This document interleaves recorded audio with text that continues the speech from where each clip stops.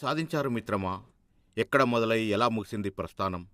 చింతమడక, సిద్దిపేటను దాటి సింగపూర్లు, స్విస్ బ్యాంకులంటూ పరిగెత్తిన మీ ప్రయాణం మళ్ళీ మూలానికే కదా వచ్చింది. ఏవి ఆ మంగళ వాయిద్యాలు? ఏవి ఆ నీరాజనాలు? ఏవి ఆ రాజభోగాలు? మీ అడుగులకు మడుగులొత్తే మంది మా గదులేరి, మీరేం చెప్పినా వాహాలు పలికే విదేశకులేమైరి, కళ్ళ ముందే కూలిపోయిన స్వప్నాలు, కన్ను పొడుచుకున్నా కానరాని వెళ్తురు, ఎలా జీర్ణించుకుంటున్నావు మిత్రమా? అవినీతి అనే పాము నోట్లో తలపెట్టినప్పుడు ఊహించి ఉండవు కదూ అది నిన్ను మింగేస్తుందని. అంతులేని ప్రజల ప్రేమాభిమానాల కంటే అత్యంత విషపూరితమైన కట్లపాము లాంటి నోట్ల కట్టలపైకి నీకు మనసెలా పోయింది మిత్రమా?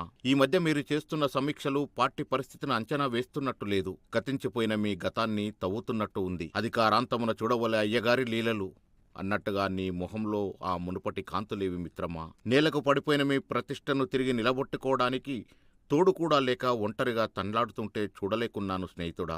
అధికారం పోయి 100 రోజులు కాకముందే ఇన్నాళ్ళు మీ చుట్టూ చేరిన భజన బృందం, మీతో లాభపడిన హితులు, సన్నిహితులు ఒక్కొక్కరు జారుకుంటున్నారని తెలిసినప్పుడు నాకే ఎంతో వేదన కలిగింది. ఇక నువ్వెంత మనోవేదన అనుభవించి ఉంటావు మిత్రమా?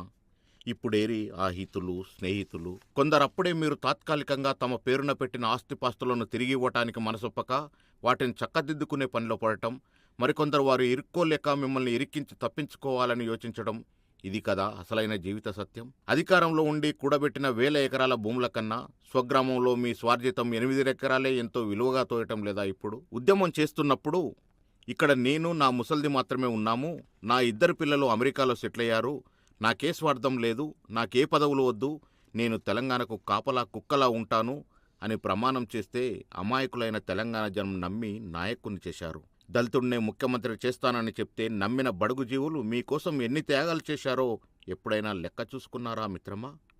ఈ దగాకు ఏం పేరు పెడతారు? వారి త్యాగాలను ఏ త్రాసుతో కొలుస్తారు?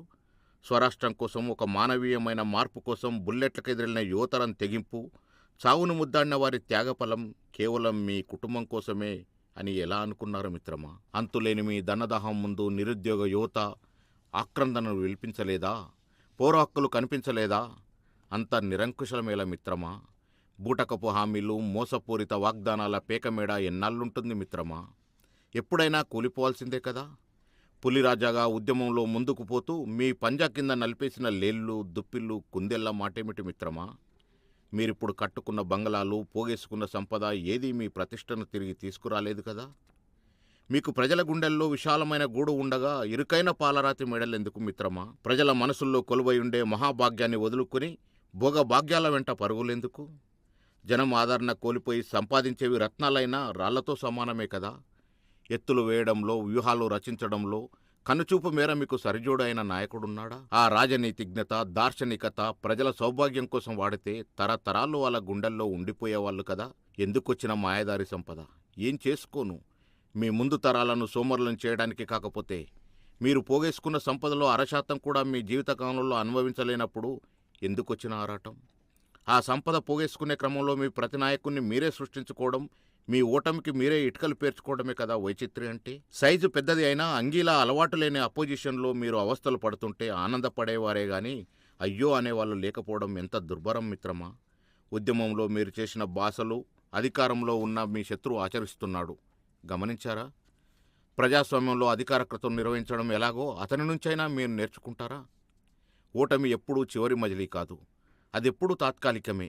కానీ ఓటమి గెలుపుగా మారాలంటే అన్నీ వదులుకొని మళ్ళీ బయలుదేరిన చోటుకు రావాలి. రాగలరా? ఇట్లు మీ ఉద్యమ సహచరుడు.